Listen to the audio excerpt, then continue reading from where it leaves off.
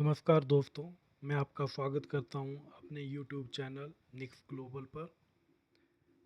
आज फिर से सुप्रीम कोर्ट और सेंट्रल गवर्नमेंट आमने सामने आ गए हैं कॉलेजियम सिस्टम के ऊपर। मंगलवार को राज्यसभा के सभापति श्री जगदीप धनखड़ की अध्यक्षता में एक बैठक होती है जिसमें कॉलेजियम सिस्टम के ऊपर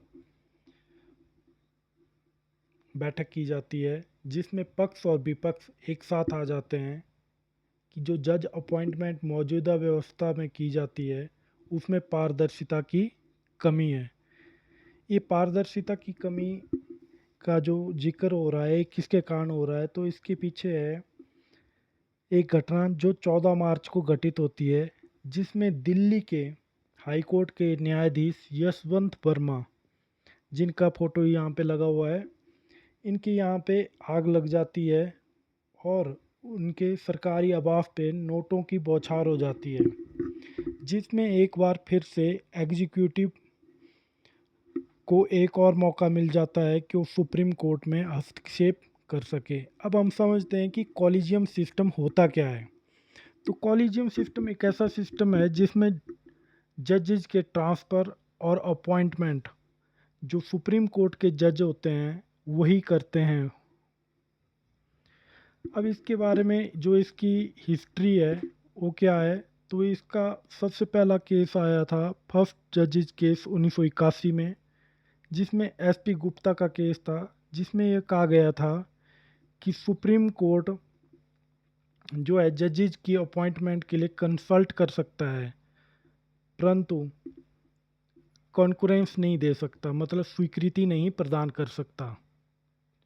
फिर दूसरा केस आता है 1993 में, जिसमें सुप्रीम कोर्ट कहता है कि जो जजेस की अपॉइंटमेंट की जाएगी उसमें जो सीजीआई हैं उनकी जो है स्वीकृति मान्य होगी, और इस तरह से जो सीजीआई जो एडवाइस करेंगे प्रेसिडेंट को वो उसमें बाइंड हो जाते हैं कि जो जिनकी अपॉइंटमेंट के लिए सुप्रीम कोर्ट के जजेस कहेंगे उन्हीं को प्रेसिडेंट जो है अपॉइंटमेंट देंगे।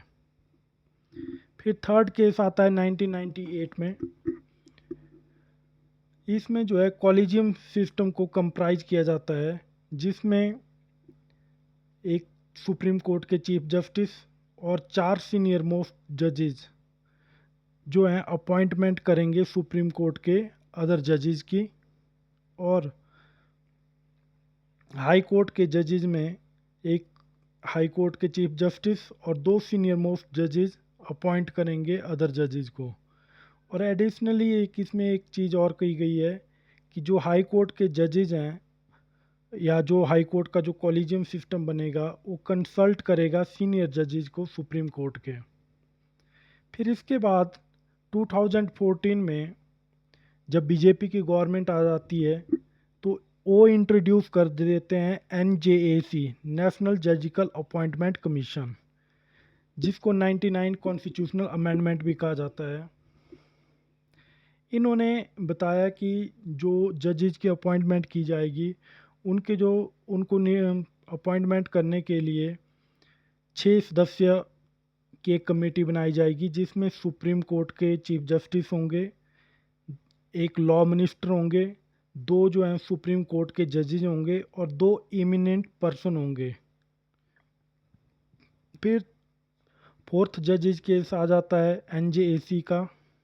इसमें एक आ जाता है कि हम एनजेएसी को स्ट्रक डाउन करते हैं, मतलब इसको कैंसिल करते हैं और फिर से कॉलेजियम सिस्टम को रिस्टोर करते हैं। अब बात आती है कि हमारे कॉन्स्टिट्यूशनल में भी जजी की अपॉइंटमेंट के बारे में कुछ कहा गया है, तो इसके लिए आता है आर्टिकल 124, जिसमें सुप्रीम कोर्ट जजेस की अपॉइंटमेंट के लिए प्रेसिडेंट जो है कंसल्ट करेगा चीफ जस्टिस ऑफ इंडिया को।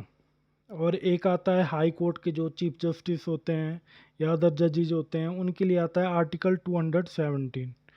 इसमें हाई कोर्ट के जजेज जो हैं उनको अपॉइंट करेंगे प्रेसिडेंट, कंसल्ट करेंगे चीफ जस्टिस ऑफ इंडिया से, गवर्नर से और हाई कोर्ट के चीफ जस्टिस से। थैंक्स।